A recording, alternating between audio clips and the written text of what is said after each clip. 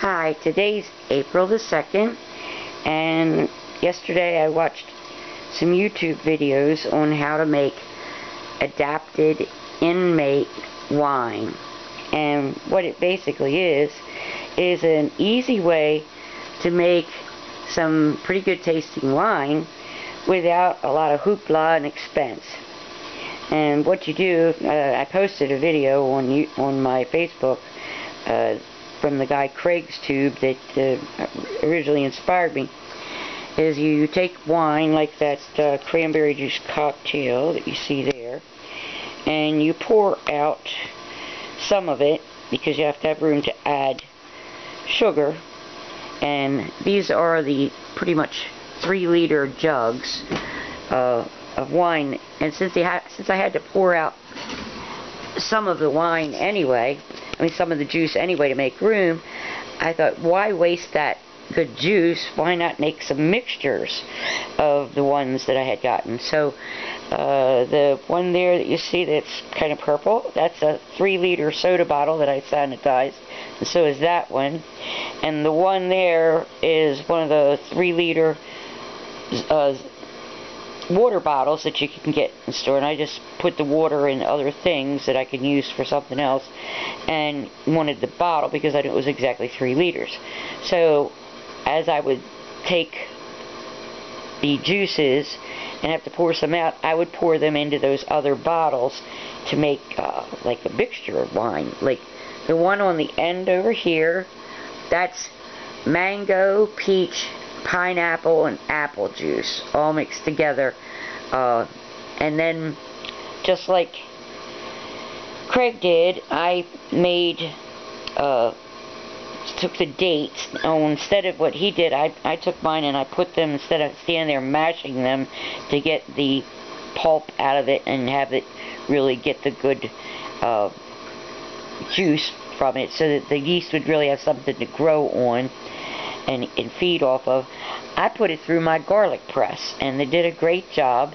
And I made like probably almost 2 cups of it because I knew I was going to have to put some in all these bottles.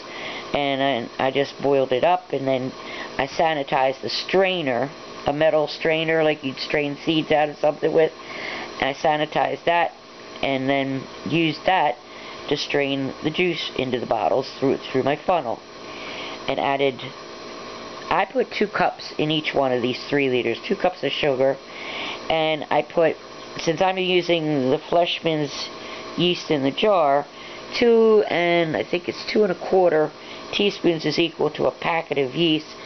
And I didn't want a dry wine, I wanted my wine to be sweet, and so I used 1 teaspoon of the yeast in each one, because it'll ferment it, but it'll leave some of the sugar in there, so it'll be more of a sweet wine than dry. And like I said, then I have the other flavors here, the one next to that first one. This one has pineapple and the ruby cherry, one that's made by Ocean Spray, and it also, they had these little things at Walmart that it's all natural. You have to make sure nothing has preservatives in it other than citric acid, because it'll mess it up. You can't use them. But they had these little squeeze bottles, and it had mango and passion fruit and banana like pulp in it that you could squeeze out. And so I squeezed that in there. Oh my goodness, it smells so good. Plus I used some of the fig too.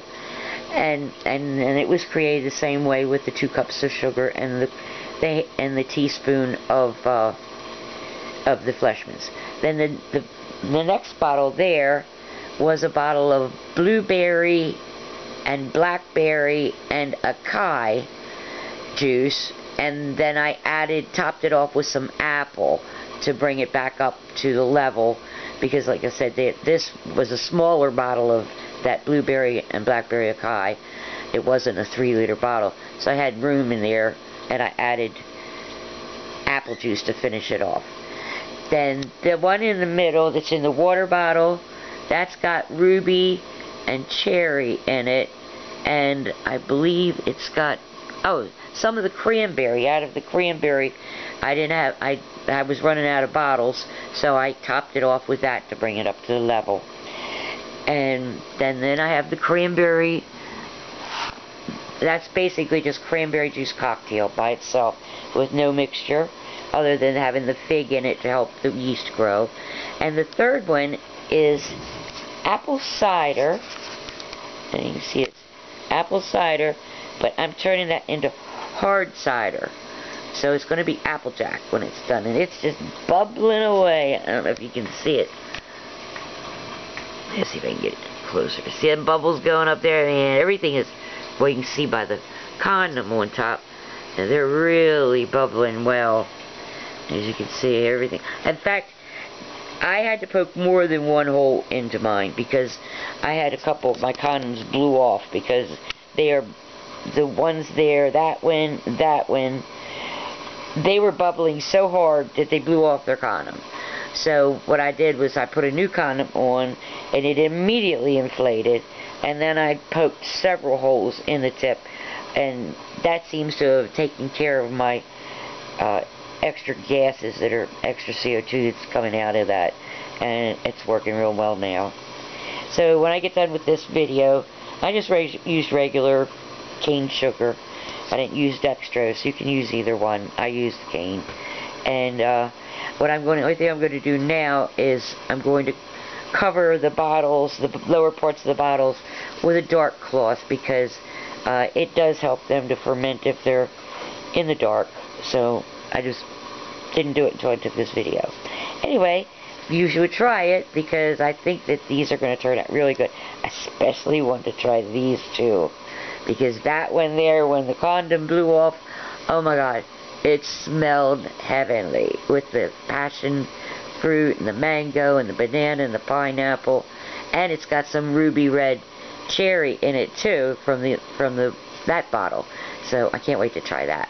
Anyway, I'll update this later on when I test it. It probably takes about 25 days for it to be ready to drink, and just cap it off. I saved my caps down here, as you can see. I'll re-sanitize them. Oh, and a really easy, cheap sanitizing solution that's safe is to use regular bleach, no perfume bleach, just plain bleach, 1 tablespoon to a gallon of water, and it makes a great sanitizer that you can spray on. You don't have to rinse it off because you really don't want to rinse off because then you're just reintroducing possible contaminants. But I'm just looking forward to trying these because they do look good. Alright, bye.